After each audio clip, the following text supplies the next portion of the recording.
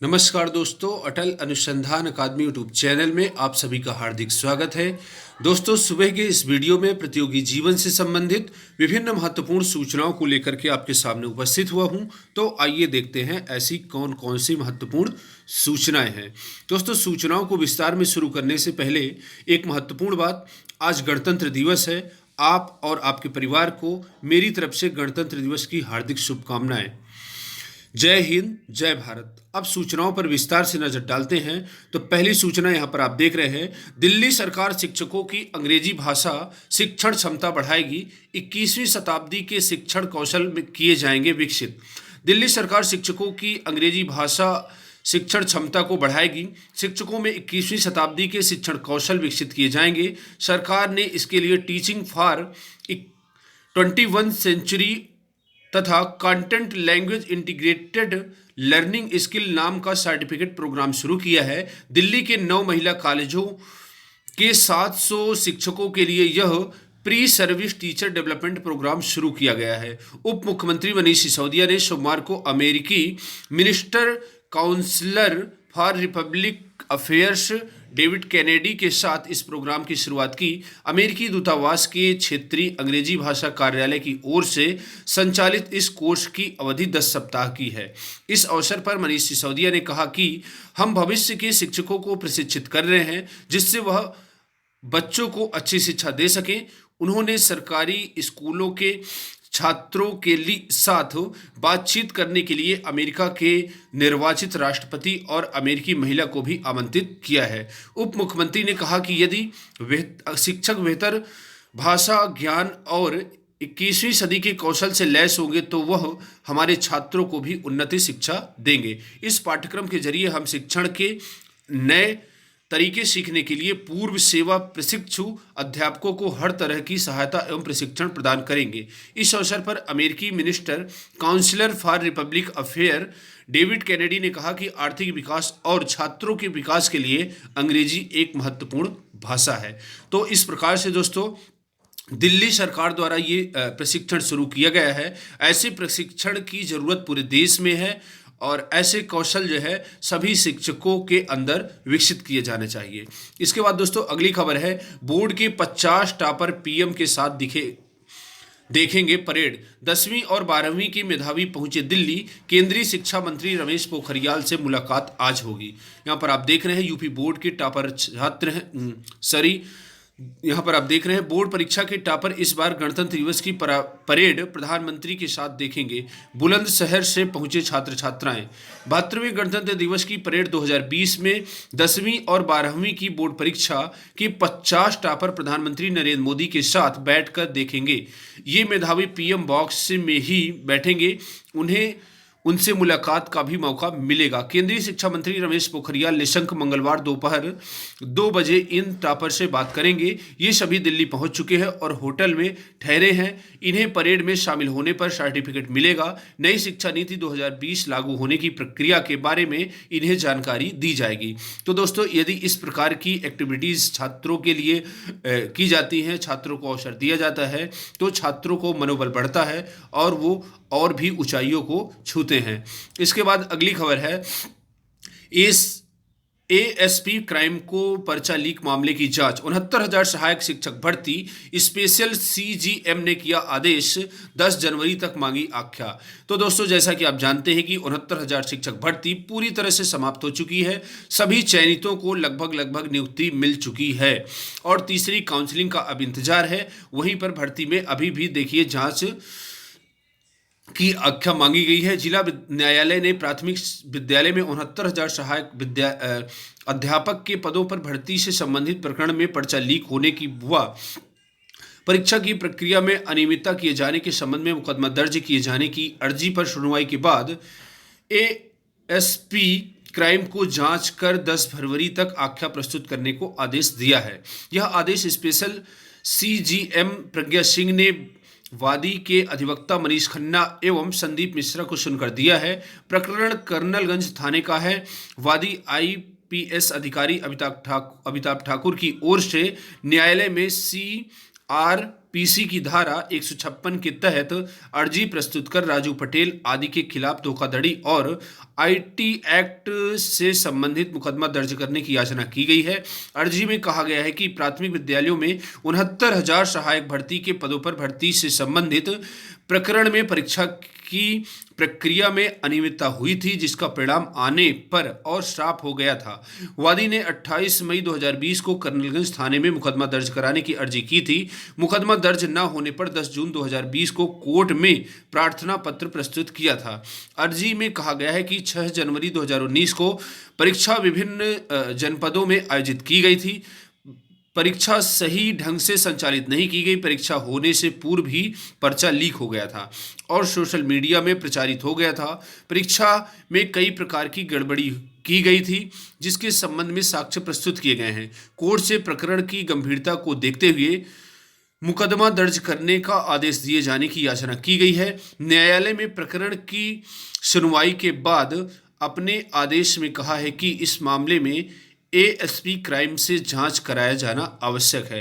तो दोस्तों, ये थी 69,000 शिक्षक भर्ती की महत्वपूर्ण खबर। और इसके बाद अगली खबर है 5 वर्ष इंतजार के बाद सहायक प्रबंधक के 31 पदों का रिजल्ट जारी। उत्तर प्रदेश लोक सेवा आयोग ने उद्योग विभाग उत्तर प्रदेश के तहत सहायक प्रबंधक के 31 पदों पर सीधी भर्ती का अंतिम चयन परिणाम 5 साल बाद सोमवार को जारी कर दिया है। इसमें 17 पद आरक्षित, 8 पद ओबीसी और 8 पद एससी वर्ग के लिए आरक्षित हैं। इसके बाद अगली खबर है इलाहाबाद विश्वविद्यालय में तैयार हुआ 3D मास्क पेटेंट की स्वीकृति। मास्क को इस तरह से तैयार किया गया, डिजाइन की आंखें भी खुली, आंखें भी सुरक्षित रहेंगी। एंटी कोरोना 3D मास्क को तैयार करने में लगा 8 से 9 माह का वक्त। तो दोस्तों, ये मास्क इलाहाबाद विश्वविद्यालय द्वारा तैयार किया गया है। और इसके बाद अगली खबर है 9वीं और 11वीं में ग्रेस मार्क्स से प्रमोट विद्यार्थियों के लिए विशेष कक्षा। स्कूल में पहचान कर हर शिक्षक को ऐसे 2-3 बच्चों को लेना होगा गोद। केंद्रीय माध्यमिक शिक्षा बोर्ड की 10वीं व 12वीं की बोर्ड परीक्षाएं 4 मई से होनी है। कोरोना महामारी के कारण विद्यार्थियों से 10 माह बाद स्कूल आना शुरू कर दिया है। ऐसे में सरकारी व सरकारी सहायता प्राप्त स्कूलों के 9वीं व 11वीं में ग्रेस मार्क्स लेकर 10वीं व 12वीं में प्रमोट हुए विद्यार्थियों की स्पेशल क्लास लगेगी। स्कूलों में इनकी पहचान कर प्रत्येक शिक्षक को 2 से 3 बच्चों को गोद लेना होगा। वे इन्हें बेहतर तरीके से परीक्षा के लिए तैयार कराएंगे। शिक्षा निदेशालय ने 12वीं व 12वीं की तैयारियों के लिए कमर कस ली है। सरकारी व सहायता प्राप्त स्कूलों को जारी दिशा निर्देश के आधार पर बच्चों की तैयारियां करानी होगी। निदेशालय का मानना है कि बच्चे 10 माह बाद स्कूल आने के कारण बोर्ड परीक्षा को लेकर काफी तनाव में होंगे। इसके बाद अगली खबर है इंटरमीडिएट के बाद डीएलएड प्रशिक्षण किया गया मान्य। इलाहाबाद हाईकोर्ट ने कहा है कि इंटरमीडिएट के बाद किया गया डीएलएड प्रशिक्षण सहायक अध्यापक पद पर नियुक्ति के लिए मान्य है। कोर्ट ने ऐसी अर्हता रखने वाली सहायक अध्यापक को वेतन व एरियर के भुगतान का निर्देश दिया है। पूजा कुमारी की याचिका स्वीकार करते हुए यह आदेश न्यायमूर्ति अरविंद कुमार मिश्र ने दिया है। याची के अधिवक्ता शिवान सिंह का कहना था कि याची 68,500 सहायक अध्यापक के लिए चयनित हुई है। 4 सितंबर 2018 को उसे नियुक्ति पत्र दिया गया और उसने गोरखपुर में सहायक अध्यापक के पद पर ज्वाइन कर लिया, मगर बीएसए गोरखपुर ने उसका वेतन इस आधार पर रोक दिया कि याची ने राजस्थान से इंटरमीडिएट के बाद 2 वर्ष का डीएलएड प्रशिक्षण प्राप्त किया है, जबकि स्नातक के बाद 2 वर्ष का प्रशिक्षण होना चाहिए। बीएसए ने इस संबंध में सचिव बेसिक शिक्षा को पत्र भेजा, मगर उस पर कोई जवाब नहीं आया, तो हाईकोर्ट में याचिका दाखिल की गई। तो दोस्तों, ये बहुत ही बड़ी खबर है। प्राइमरी में जो शिक्षक बनना चाहते हैं, यहाँ पर आप देख रहे हैं, इंटरमीडिएट के बाद यदि आप डीएलएड किए हैं तब भी आप शिक्षक बनने के लिए योग्य हैं। इसके बाद यूजीसी ने जामिया का रुका हुआ फंड जारी करने की मंजूरी दी। जामिया मिल्लिया इस्लामिया के सभी शिक्षकों व कर्मियों को 7वें वेतन आयोग के तहत अब सभी प्रकार के भत्ते मिलने शुरू कर दिए जाएंगे। इलाहाबाद विश्वविद्यालय अनुदान आयोग ने इसकी स्वीकृति दे दी है। इसके बाद ये उत्तर प्रदेश लोक सेवा आयोग की एक महत्वपूर्ण प्रेस विज्ञप्ति है। यहाँ पर आप देख रहे हैं, सम्मिलित अवर अधीनस्थ सेवा सामान्य विशेष चयन परीक्षा 2015 से संबंधित सभी अभ्यर्थियों के प्राप्तांक एवं अंतिम चयनित अभ्यर्थियों के पदवार श्रेणीवार कट ऑफ अंक आयोग की वेबसाइट पर दिनांक 23/1/2021 से 29/1/2021 तक उपलब्ध रहेंगे। अतः अभ्यर्थीगण अपने अनुक्रमांक एवं जन्मतिथि के आधार पर प्राप्त अंक देख प्राप्त कर सकते हैं। इस संबंध में यह भी सूचित किया गया जाता है कि उक्त परीक्षा के संबंध में प्राप्तांक एवं पदवार श्रेणीवार कट ऑफ अंक में सम्मिलित कोई भी प्रार्थना पत्र सूचना का अधिकार अधिनियम 2005 के तहत स्वीकार नहीं किए जाएंगे और न ही उन पर कोई विचार किया जाएगा। अरविंद कुमार मिश्र, परीक्षा नियंत्रक। बीएड संयुक्त प्रवेश परीक्षा 19 मई को कराने की तैयारी। जी हाँ दोस्तों, उत्तर प्रदेश में बीएड करने वाले छात्रों को, ऐसे छात्र जो इन फ्यूचर बीएड करना चाहते हैं, उनके लिए बहुत ही बड़ी खुशखबरी है। लखनऊ विश्वविद्यालय ने शैक्षणिक सत्र 2021-22 की संयुक्त बीएड प्रवेश परीक्षा आगामी 19 मई को कराने की तैयारी की है। 1 फरवरी को विज्ञापन जारी किया जाएगा। सोमवार को विश्वविद्यालय में एडवाइजरी कमेटी की बैठक में तारीखें प्रस्तावित की गई हैं। इसका प्रस्ताव जल्द शासन को भेजा जाएगा। तो कुल मिलाकर के इस बार भी संयुक्त बीएड प्रवेश परीक्षा कराने की जिम्मेदारी लखनऊ विश्वविद्यालय ने ली है और लखनऊ विश्वविद्यालय के द्वारा ही इन परीक्षाओं का आयोजन किया जाएगा। तो ऐसे छात्र जो बीएड करना चाहते हैं, उन छात्रों के लिए बहुत ही बड़ी खुशखबरी है और 19 मई को परीक्षा कराई जाएगी और फरवरी मार्च में आपका फॉर्म अप्लाई किया जाएगा। तो एक बात बता दो, बीएड को लेकर के बहुत सारे छात्र सशंकित रहते हैं। इंटर करने के बाद ग्रेजुएशन कर लेते हैं। इसके बाद छात्रों के पास एक बहुत ही बड़ी समस्या आती है और उनको काउंसलिंग की ज़रूरत होती है कि सर हम बीएड करें या फिर हम एमए कर लें। तो छात्रों को मैं यही सलाह दूंगा, आप ग्रेजुएशन के बाद यदि टीचर बनना चाहते हैं तो आप सीधा सीधा बीएड कर लीजिए, क्योंकि आप बीएड कर लेंगे तो आपको प्राइमरी, जूनियर और टीजीटी की नौकरी मिल सकेगी। किंतु यदि आप बीए के बाद एमए करते हैं तो आपको कोई भी नौकरी नहीं मिलेगी। जैसा कि आप जानते हैं कि चाहे प्राइमरी हो या जूनियर हो या टीजीटी हो या पीजीटी, इन सभी विद्यालयों में शिक्षक बनने के लिए आपको बीएड की आवश्यकता होती है। तो यदि आप ग्रेजुएशन करने के बाद 2 साल का एमए करते हैं तो आपको कोई भी नौकरी नहीं मिलेगी, क्योंकि अब की बार जो उत्तर प्रदेश माध्यमिक शिक्षा सेवा चयन बोर्ड द्वारा पीजीटी का जो फॉर्म निकाला गया था उसमें बीएड की मांग नहीं की गई थी। लेकिन इस समय पूरे भारत से कहीं भी पीजीटी के लिए यदि कोई वैकेंसी आती है तो उसमें ज़रूर बीएड मांगा जाता है और अब की बार से उत्तर प्रदेश में जो भी पीजीटी की वैकेंसी आएगी उसमें भी बीएड मांगा जाएगा।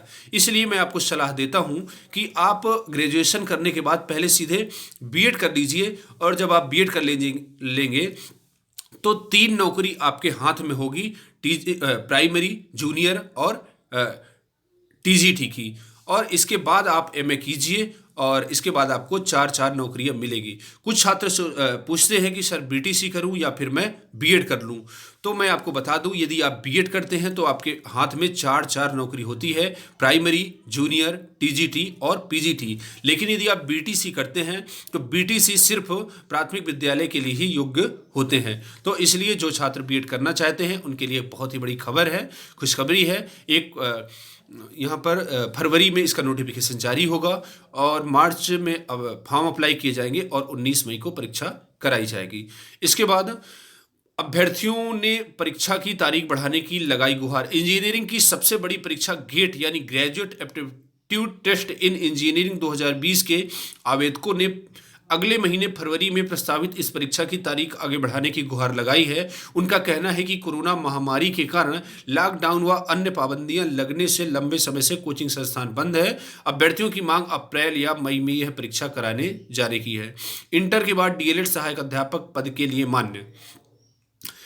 तो दोस्तों ये थी आज की महत्वपूर्ण खबरें। आज के लिए बस इतना ही, मिलते हैं नेक्स्ट वीडियो में। पूरा वीडियो देखने के लिए बहुत बहुत सा धन्यवाद। यदि वीडियो आपको अच्छा लगा हो, वीडियो को लाइक करिए, सब्सक्राइब करिए व अधिक से अधिक लोगों के बीच में शेयर करिए। धन्यवाद।